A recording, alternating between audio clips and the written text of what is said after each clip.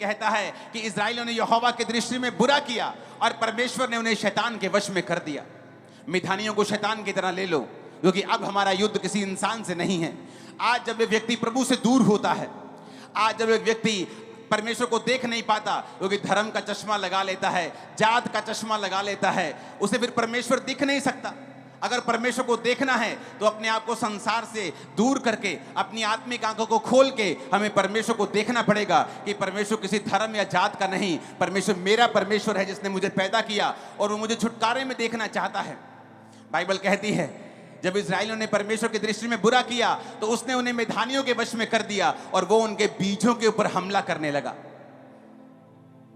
जब शैतान आपकी लाइफ में काम करता है, आप सोचते हैं कि ये मैंने 80,000 जमा कर लिया है, अब मैं ये 80,000 से अपने जो कच्चा कमरा है मैं उसको पक्का कर लूंगी, और शैतान आता है एक बीमारी के साथ और आपके 80,000 की बजाय 1,60,000 आपका खा जाता है। आप सोचते हैं ओ मैंने अपने बच्चे के लिए सारा कुछ दे दिया है, मैंने बड़ी मजदूरी की है, मैंने बड़ा काम किया है, मैंने घरों का काम करके, मैंने खेती करके, कैसे भी करके अपने बच्चों को बड़ा किया है, और शैतान आता है और उन्हीं बच्चों को नशे की लत लगा देता है, क्योंकि शैतान हमेशा बीज के ऊपर हमला करता है। आप सोचते हैं कि अब मैंने कुछ कर लिया है, अब मैंने अपने बच्चे को फौरन भेज दिया है, और वहां से न्यूज आती है कि आपके बच्चे का एक्सीडेंट हो गया है, क्योंकि शैतान बीज के ऊपर हमला करता है, आपके बिजनेस के ऊपर हमला करता है, आपकी सेहत के ऊपर हमला करता है। वचन कहता है कि जो खुदा से दूर होगा शैतान उस पर हमला करता है। ये नहीं कि परमेश्वर उस पर हमला कर रहा है, परमेश्वर दुख नहीं देता। आप अपने बच्चों को दुख नहीं देते, आपके बच्चे आपसे दूर भी हो जाए तो आपको दुख नहीं देते, लेकिन आप अपने बच्चों की सुरक्षा नहीं कर पाते जब बच्चे आपसे दूर होते हैं। जब आप परमेश्वर से दूर हो जाते हैं, जब आप दुनिया के पाप में चले जाते हैं, व्यभिचार में चले जाते हैं, चोरियां करने लगते हैं, कुंडियां डालने लगते हैं, अलग अलग प्रकार के आप गलत काम करने लगते हैं, तो बाइबल में लिखा है आप परमेश्वर की दृष्टि में आप पापी बन जाते हैं। जब आप पापी हो जाते हैं तो शैतान के पास अधिकार होता है कि वो आपके बीजों के ऊपर हमला कर सके और आपके ऊपर अटैक कर सके। लोग बोलते हैं अगर परमेश्वर जिंदा है तो हॉस्पिटलों में लोग मर क्यों रहे हैं? अगर परमेश्वर जिंदा है तो इसका इकलौता बेटा कैसे मर गया? इसके अभी 3 महीने पहले शादी हुई थी, ये कैसे मर गया? परमेश्वर ने उसे नहीं मारा, शैतान ने उसे मारा है। जब हम प्रभु से दूर होंगे तो परमेश्वर की सुरक्षा फिर हमारे जीवन में काम नहीं करती।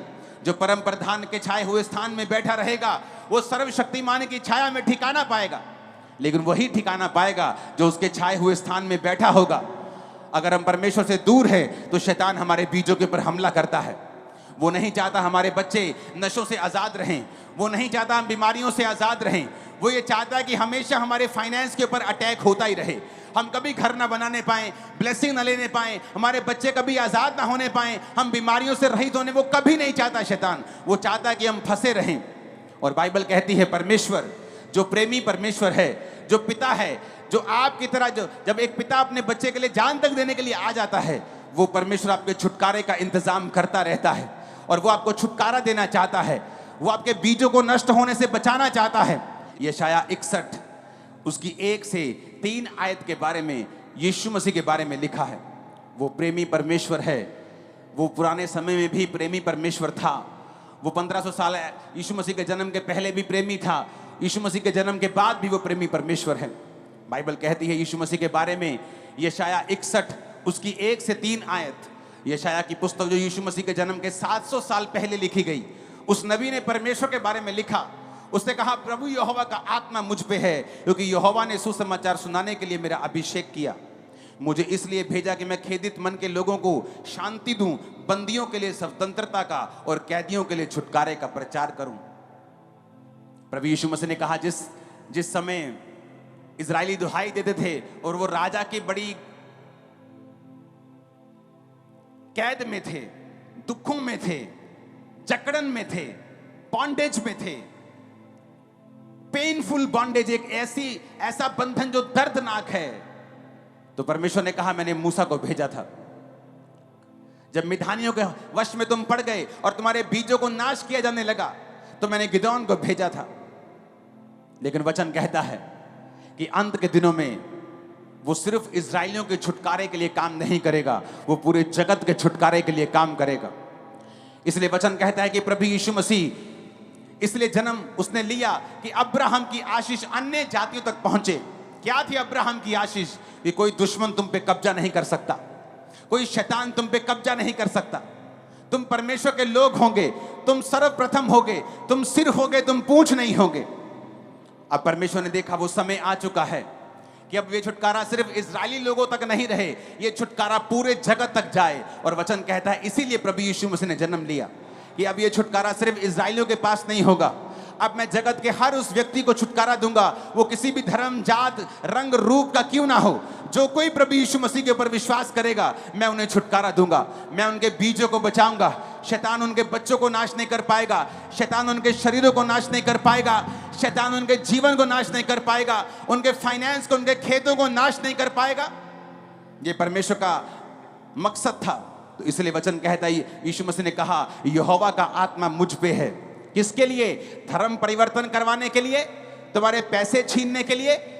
आप जितने पैसे यहां देंगे ना आज, उससे ज्यादा इस मीटिंग का खर्चा होगा। आज मुझे आपके पैसों की जरूरत नहीं है, मैं आपको यीशु मसीह देने के लिए आया हूं। वो परमेश्वर जो फ्री आता है लेकिन बहुत अनमोल है। आप 2 लाख, 5 लाख, 10 करोड़, 20, 50 करोड़, 100 करोड़ दे के भी यीशु को खरीद नहीं पाएंगे आप, लेकिन वो फ्री आएगा आज आपके अंदर, क्योंकि वो आपका परमेश्वर है, वो आपका पिता है, वो प्रेमी पिता है। जिस तरह एक छोटी गिलहरी, एक छोटी चिड़िया अपने अंडों के लिए जान दे देती है, यीशु मसीह ने जान दे के बताया है कि वो आपसे प्रेम करता है। लोग बोलते हैं ये परमेश्वर हमें क्या बचाएगा जो अपने आप को बचा नहीं सका। तो मैं ये बताना चाहता हूं कि उसने जान दी। उसने कहा राजा ने, तू अपने मुंह से कह दे प्रभु कि तू ऐसा कोई भी पाप तूने नहीं किया, क्योंकि तेरे खिलाफ कोई सबूत नहीं है। जीसस ने कहा मैं अपनी मर्जी से अपने आप को तेरे हाथों में सौंपता हूं और तीसरे दिन अपनी मर्जी से अपनी जान को वापस लेकर जी उठूंगा। और वचन कहता है वो तीसरे दिन मुर्दों में से जी उठा। आज यीशु को क्रूस पर देखना बंद कर दीजिए। वो क्रूस पे नहीं है, वो पिता के दाहिने हाथ स्वर्ग में है। अगर आत्मिक आंखों से देखोगे, वो स्वर्ग खुला हुआ देखोगे और जीसस को पिता के दाहिने हाथ बैठा हुआ देखोगे। वो सर्वशक्तिमान परमेश्वर क्रूस पे मरा हुआ परमेश्वर नहीं है, वो जिंदा परमेश्वर जो आज लंगड़ों को चलाएगा और अंधों को आंखें देगा। Church, hallelujah.